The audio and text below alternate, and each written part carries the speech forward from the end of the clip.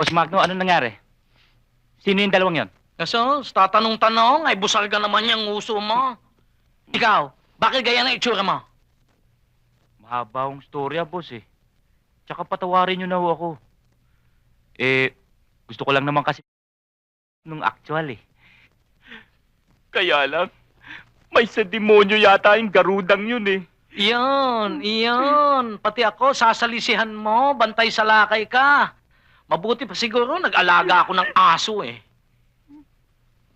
Pero Budoy, anong gagawin ko? Pati pala dito sa Maynila, nako, may bisay ang gayuma ko. Anong gagawin ng isang tao kung ang tukso ay parang aninong susunod-sunod sa kanya? Anong gagawin ko, ha?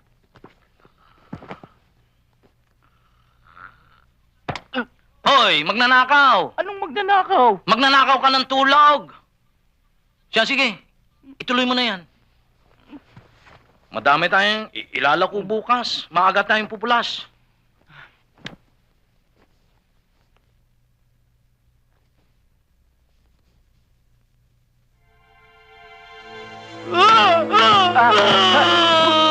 Ano ba? Boss Magno! Boss Magno! Boss Magno! Pinapakungot ka! Pinapakungot ka! Nako, yung dalawang babae. Miski sa pagtulog ko, hindi ako tinantanan. Ha? Bakit? Binigyan nila akong shower. Ha? Sayang. Natapos agad. Tara, tulog na tayo. Bakit naman? Baka abutan ko pa yung panaginip niyo, boss. Nakapagbihis na iyon. At saka bakit ba hawak mo yung kamay ko? Boss Magno, baka hindi pa naman nakakapagdamit.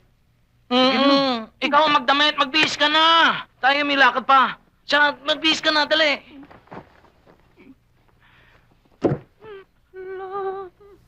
Teka! Bilis na! Bilisan nyo, bilis! Baka mawalan ako ng trabaho. I'm first. Umpisa na eh! Padil lang! Ano ba? Bilisan nyo! Ay! Mayroon! Ay! Paano na ako dito mawawalan akong trabaho? Binumayaw kayo! Welcome Bilis! to Mondragon Broadcasting Company. Magandang gabi, mga giliw na tagapakinig. Ako po si Fordy.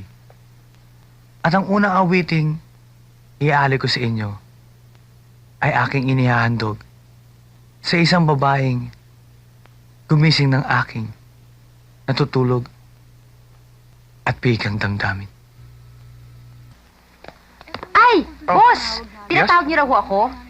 Eto na ho yung susi ng kotse niyo. Pinark ko na ho yung pajero niyo dun sa parking Salamat lot. ha. Thank you. May pagagawa pa ba kayo? Anong gagawin mo bukas? Naku, marami ho eh. Magpapark pa ako ng mga kotse sa parking lot. Wawalisin ko pa yung parking lot. Magbabantay pa ako ng mga kotse. Hindi. That's not what I mean. Pwede ka bang sumama sa amin sa beach? Kailan ho? Bukas. Ho? Sige ho. Syempre, kayo ang boss eh. Bukas. I'll pick you up here, ha? See ya.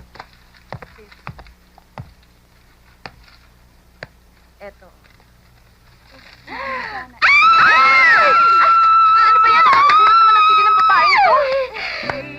Sana pinag-usapan mo na. Kaya ba natin isoli ang investment niya? Bakit hindi na lang natin i-lock yung shares niya sa ibang tao? Magkano ba yun? I-set up mo ako ng appointment. Ayaw na nga makipag-usap eh. Sino ba yung kausap mo? Yung abogado niya. Tawagan natin si Mr. Hernandez. Dali, bilis! Pwede ba? Huwag ka na makigulo dito. Kanina pa ako suggest. Hindi nyo naman ako pinakikinggan. Isip ako ng isip. Sinasahin nyo ng mga ideas ko. Para kapag binabayaran nyo ako dito. Sir? Pwede ba? Lumabas ka na. At lalo ko nagugulo sa'yo eh. Paano ko kayo matutulungan?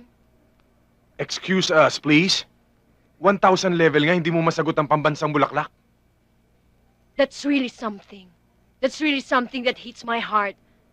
Pinipersonan nyo na yata ako eh.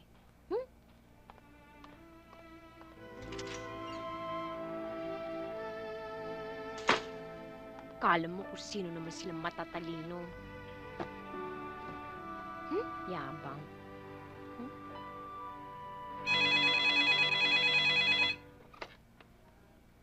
Mr. Benito Spinlac's office. How are you? This is Mr. Hernandez. Mr. Hernandez? Kamusta naman po kayo? Si Joanna po ito, yung executive assistant. Ano pong problema natin? Sabihin mo kay Nino, istoli ang pera ko. Wala siyang word of honor. Naku, sir. Ako na po ang humihingi ng sorry. Kung ano man pong pagkukulang ni Mr. Pinlac, pagpasensya niyo na po. Huwag naman po kayong padalos-dalos ng desisyon. Alam niyo, marami po talaga negosyong hirap ngayon. Dito, okay naman po ang pera niyo. Pag binawi niyo ang pera niyo, para na rin wala kayong word of honor. Ah, Mr. Hernandez, Ako nakakausap kay tingnan Mr. niyo, Hernandez. Please. Ha? Hello? Excuse me, may kausap ako. Sorry po. As I was saying, pag kinuha niyo ang pera, isipin niyo na lang kung ilang lang tao mawawalan ng trabaho, ha? Ilang mag-anak ang umaasa doon. Gusto niyo ba yan sa konsensya niyo? O, sige, Iha. Sabihin mo lang kay Nino, ayusin ang mga dividendo ko. Opo, sir! Mr. Hernandez, ako na po mismo magdadala sa inyo. Oh. Bye! Ingat po kayo! Bye. Ano daw? Anong sabi? Ay. Anong sabi? Ano? Joanna, anong sabi? Okay na daw. Basta lang ipadala niyo na lang yung cheque sa kanya.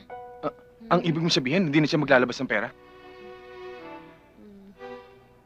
Hindi. Grabe. Well, that's really something, huh? Grabe. Nakakapagod naman tong trabaho ko. Nakakagutom pa. Pa-dinner ka naman dyan. Okay, kahit saan.